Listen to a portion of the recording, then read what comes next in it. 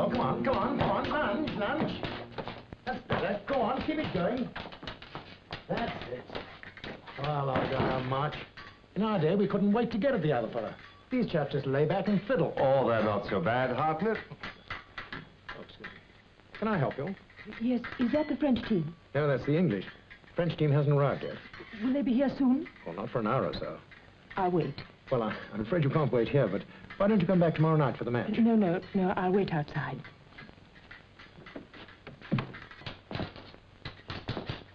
Well, go on, get after him, dealers. Yes, and again. That's better.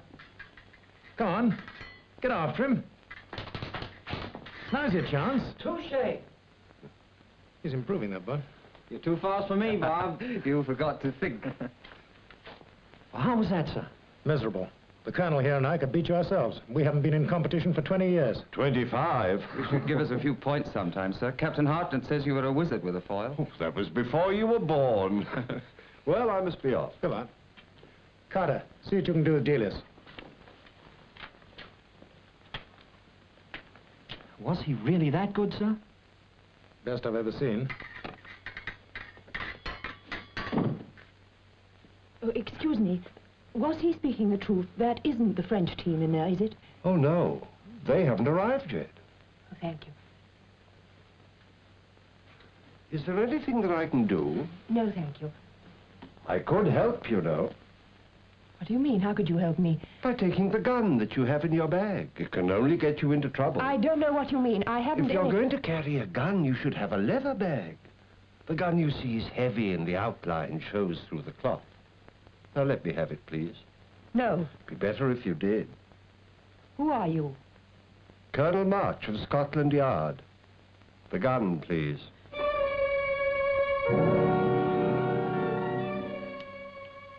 That's better. Now, suppose we go to my office and we can have a little talk.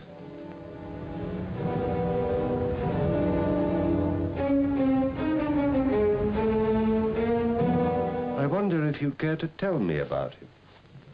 Right, I'll try. I met him on the Riviera last winter, at the beach. I suppose you could say he picked me up. You mustn't think that... I never think when I'm listening. Well, I was lonely. My husband had died 2 years ago, and we'd had no children. There was nothing to keep me in England, so I traveled all over Europe. I suppose I thought that if I kept on the move, seeing new places, I'd forget how empty my life was. But one place was much like another until that morning I met him at the beach. He spoke English? No, at first he spoke French, but when he knew where I was from, then he spoke English, as well as he'd spoken French. Sounds like a very accomplished young man. Yes, he said he'd been educated in England, but was now learning to be an artist, though I never saw anything he did. But it didn't matter. In a fortnight, I was hopelessly in love. Did he know that you had money? Well, I like to think not at first, but... Yes, I'm afraid he always did, from the beginning. Perhaps not. Well, he must have known from my jewelry. I'm fond of pretty stones, and they cost a good deal. How long had he known you before? Before he left me. 4 weeks and 3 days. It was in the evening. In my room at the hotel. Before dinner. I watched him walk over to the dressing table. I loved to watch him move. He had such grace. But it was difficult for me to believe when he picked up my necklace and my rings and put them in his pocket. Quite calmly, just as if they were his. I said, "Pierre, what are you doing?" And he said... I shall never forget his voice as he said it. So matter-of-factly, he said, "I'm getting out. I've had enough." Of course, I didn't believe him. All I could fix on was the jewelry, and I said, "But the necklace," and he said, "That's for the time I spent on you." And then he walked out. Did you go to the police? I was too ashamed. Did you ever see him again? Yes, last week. I was at the Paris airport, and I saw these young men getting on a plane to London. One of them was Pierre, and I tried to run to him, but I was too late, and the plane took off. They told me that the men were fencers from France and England who had already competed in Europe and now were going to fence again here in London. I took the first plane to London and this morning went to the club. But you weren't really going to shoot him. What makes you say that? Well, you just don't strike me as being the type.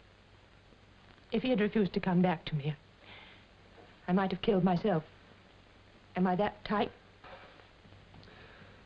Mrs. Pollard, I'm going to be brutally frank with you.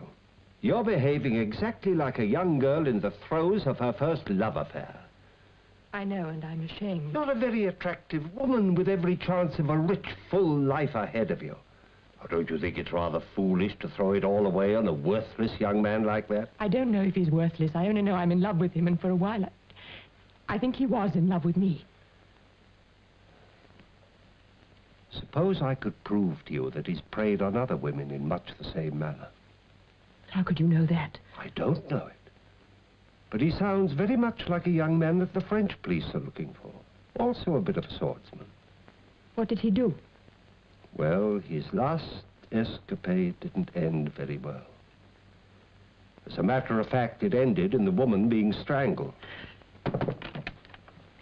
Oh, Mrs. Pollard, this is Inspector Ames. Mrs. Pollard. I'll turn the theft of your jewels over to Inspector Ames. But that's not important. Oh, but it is to us. Oh, Ames, I want to talk to Goron at the Sûreté. Oh, very good, sir. Get me Monsieur Goron, please, at the Sûreté in You've Paris. been very considerate. Then perhaps you'll do me a favor. Come to the Salle d'Armes tonight at 9 o'clock. Inspector Ames and I will be there, and you can identify the young man. Do I have to do that? Of course you don't. It'd be a great help if you would. All right, I'll come. Thank you. Monsieur Goron? Good afternoon. Colonel March would like to speak to you. Here he is, sir. Oh, thank you. Good afternoon, Goron. March here. How would you like to hop a plane and come over and see us?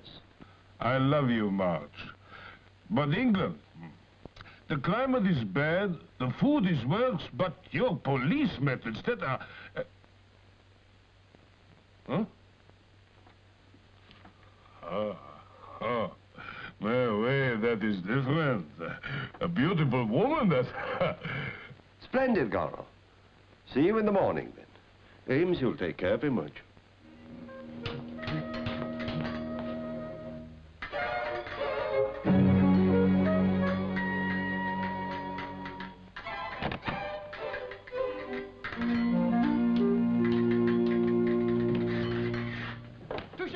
Well done.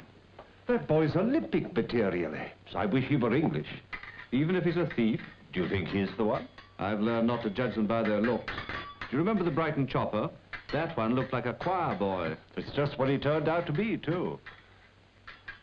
Your lady friend's late. When she comes, I'll turn her over to you. The identification shouldn't be too difficult. And what are you going to do? Watch the fencing, of course. Wait a minute. Didn't What? you say that she said he was an artist? That's what he told her. Why?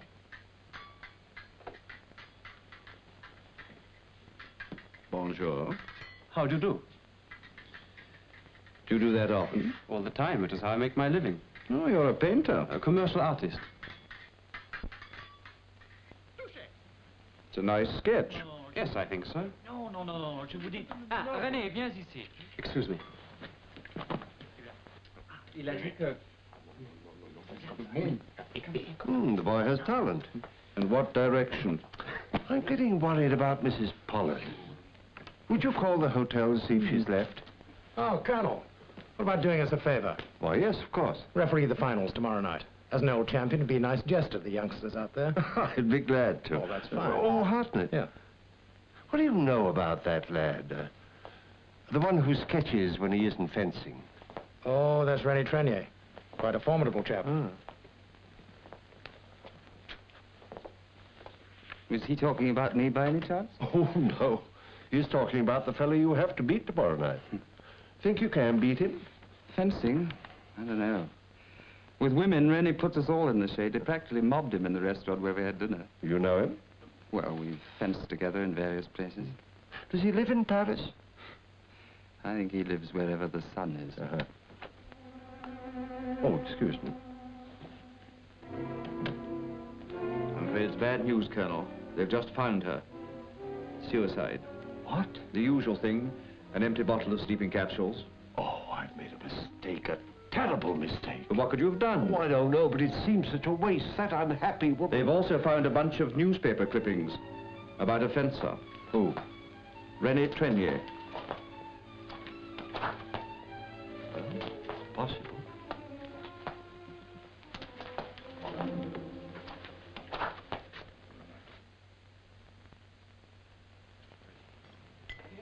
Mr. Goron? Good morning, Inspector. Ah, there you are. Thank you. There's been a new development. No, don't let us discuss these sort of things on an empty stomach. Sit down. No, please, sit down.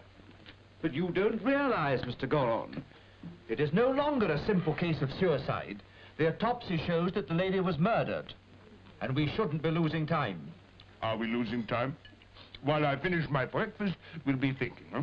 While we are talking, a murderer's at large and may be making his getaway. In any case, we cannot arrest him until we know who it is, n'est-ce pas? We have a pretty good idea.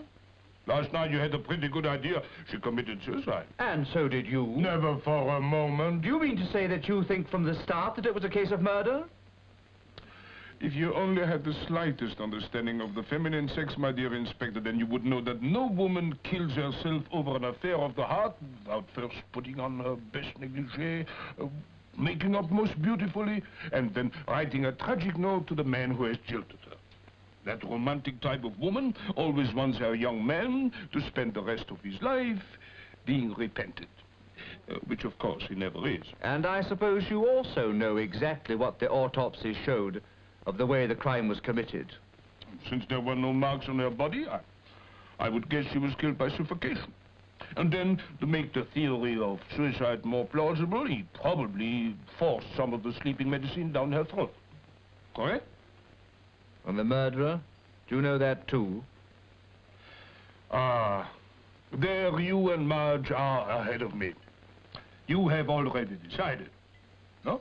It all points to René Trenier, the star of your fencing team. Somehow, I don't know, the way the crime was committed, it lacked delicacy. No, it was more Anglo-Saxon. Besides, why didn't René remove the newspaper clippings if he wanted to stage a suicide? Perhaps we'd better go down to the salle d'armes and ask him if you can drag yourself away from your bacon and egg. My dear Inspector, I can see you're never happy unless you are arresting someone. But I warn you, if I starve of death, it'll be on your head.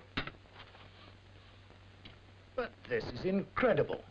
Not one of those chaps seemed to be at all the type to get mixed up in such a ghastly affair. We'll soon find out if you just ask them to come in one at a time. Well, what'll I tell them? Well, nothing about the murder. Just say that someone's been robbed in their hotel and that we'd like to ask them a few questions. You sure we shouldn't cancel this match tonight? What, and deprive us of the pleasure of watching them? No, indeed. Very well, I'll send them in. Would you like to do the questioning? No. I prefer to watch. I may learn something from your English methods. C'est pas confortable ici.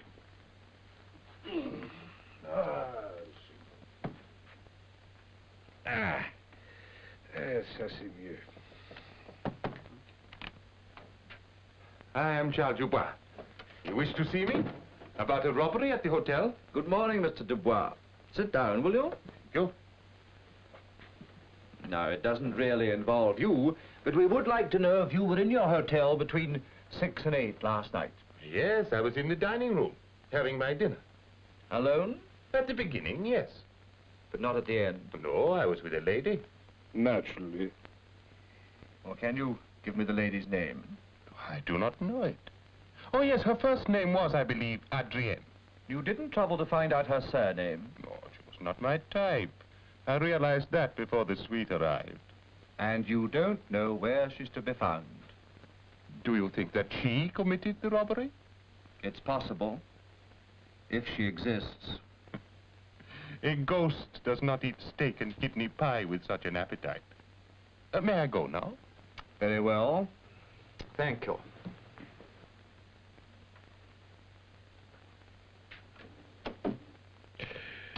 It is difficult to questioning, eh? One gets such surprising answers. Monsieur wishes? Ah, yes, come in. Your name is Marcel Leclerc. Ah, Mr. Leclerc. Now, Mr. Hartnett has given you the details, I suppose. We just want to know if you were with your friends in the hotel between 6 and 8 last night. I was not in the hotel at that time. You don't sound like a Frenchman. Sit down, will you? You are, aren't you? Oh, yes, but my mother was an American. I spent most of my childhood in America. But now you live in France. Where were you between 6 and 8 last night? Does it matter, so long as I wasn't in the hotel? I'm afraid it does. Very well. I was taking a walk. I hadn't been back in London for some time, and I wanted to see it again. I had dinner by myself, in a place where no one knows me, and whose name and location I have since forgotten.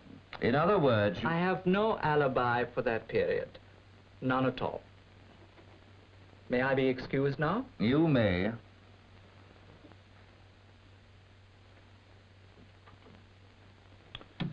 Well, what do you think? My dear Ames, the innocent seldom have an alibi. Oh, I don't know. His brazen denial of any alibi may be a very clever pose. Only the police are as clever as that. Oh, your name's René Trenier, isn't it? Yes? Oh, sit down, will you? Now, I just want to ask you a few questions, if you don't mind. And the main one of which is, where were you between 6 and 8 last night? Having dinner? Alone? I was with one of your English team, Delius. Mr. Delius would be able to confirm that, of course. Naturally. This talk about a robbery, Inspector, this is not the truth. Why shouldn't it be? Well, the way Mr. Hartnett acted. All this questioning one at a time. Either the robbery concerns one of us, or there is something else. We'll tell you that when the time arrives. Monsieur Trenier, Yes?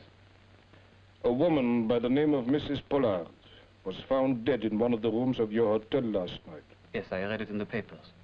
Suicide, was it not? Were you by any chance acquainted with Mrs. Pollard? Yes, I was.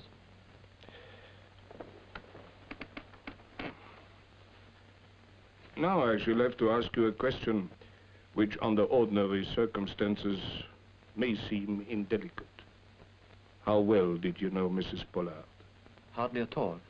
We had a mutual friend, and I met her once or twice through him. Who was that mutual friend? If you will pardon me, I would rather not say. Why not? Because he probably had nothing whatever to do with the suicide of this woman, and it would be unfair to involve him. And if I tell you, Monsieur Trenier, that by refusing to divulge his name, you may be unfair to yourself? I still refuse. I think you'd better keep us informed where you're to be reached, in case we want to ask you any more questions. Will I be allowed to take part in the match tonight? We shall be interested in watching you. Thank you. One last thing. Is Delius in there? He just finished practicing. He might be in the locker room. We'd better get down there before that fellow can get a chance of talking to Delius. Oh. Did you see him again later? Well, yes, didn't Rennie tell you? We had dinner together. I guess we left here about, 5:30. Did you walk to the restaurant or did you take a taxi? A taxi. We had some of our equipment along. It's rather heavy. Can you tell me why you had dinner together? Are you old friends? Well, acquaintances. I've fenced against Rennie in France a few times. He often looks me up when he's over here, and I do the same when I go over there. Was it his idea to have dinner? Tell you the truth, I can't remember. I called him or he called me. Oh, please try and remember if you can, sir. I called him, I think. Now, try and remember carefully, Mr. Delius. Did you and Mr. Trenier come back here directly after dinner? In other words, were you with him all the time after 8 o'clock? Is it important? Quite important. Have you asked him? I'm asking you. Do I have to answer? You don't have to answer anything without proper counsel, sir. I'd rather not say any more until I know what it's all about, if you don't mind. I don't want to get anyone into trouble. I know from experience how innocent words and deeds can be twisted into incriminating and even criminal acts. Oh, that's very fair of you, sir. Well, can't you tell me what it is? Is it something to do with immigration? I won't tell anyone, of course. It's murder. Murder? Goron, I thought that we agreed... Un moment. Will you tell us now, monsieur? guess I better. Yes, he did leave me about 7:15. He said he had an appointment. So you see, Colonel, Trenier's movements were not accounted for between 7:15 and 8:30. Besides, he lied in letting us believe that he was with Delius the whole time. I was for arresting him at once, but Mr. Goron objected. He said we didn't have enough evidence yet to pin it on the boy. I disapprove of Mr. Goron and his methods. Well, naturally. You haven't exactly the Gallic temperament. If you want my frank opinion, I think he's holding off Trenier until after the match, so that the French team can stand a better chance. It's possible. March, you haven't any real doubt about who did it, have you? Well... Because my mind is made up. Oh, careful, Ames. If we jump the wrong way, that Frenchman will never let us hear the end of it. Well, I'd better get dressed. Well, it's up to us, old boy. Marcel's just won his match for your team, so honors are even. Yes. Well, we usually wish each other luck, even though we don't exactly mean it. What's the matter, Rennie? That woman was murdered, Martha Pollard. I just found out. Well? The police keep asking me questions. What sort of questions? Who was the friend who introduced us? Who was her lover? And what do you tell them? Nothing about him, yet. But you're going to, is that it? Delius, you did not do such a thing. You did not kill her. I was just wondering the same thing about you. Come along, you two. They're calling you for your match.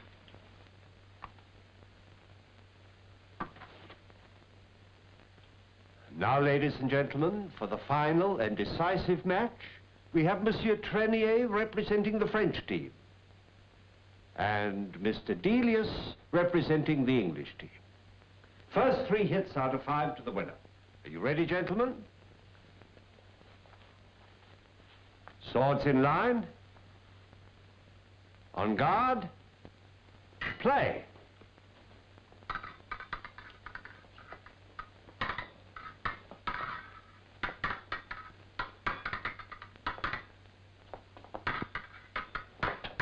Stop. After 20 seconds, the first hit scored by Monsieur Trenier. After parrying a lunge by Monsieur Trenier, Mr. Delius riposted, but Monsieur Trenier countered and scored his hit just above the heart. Change over, gentlemen.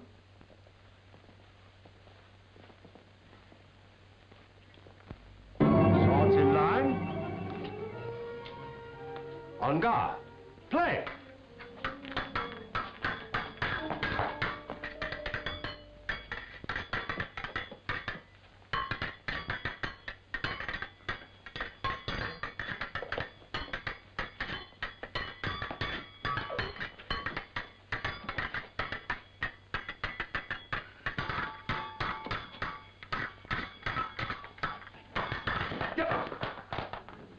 Ladies and gentlemen, I award this match to Monsieur Trenier and the French team on a foul.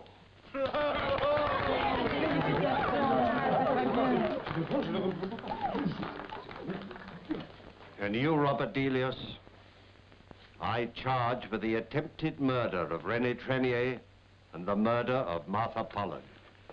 Come along. For an Englishman, you have a nice sense of the dramatic.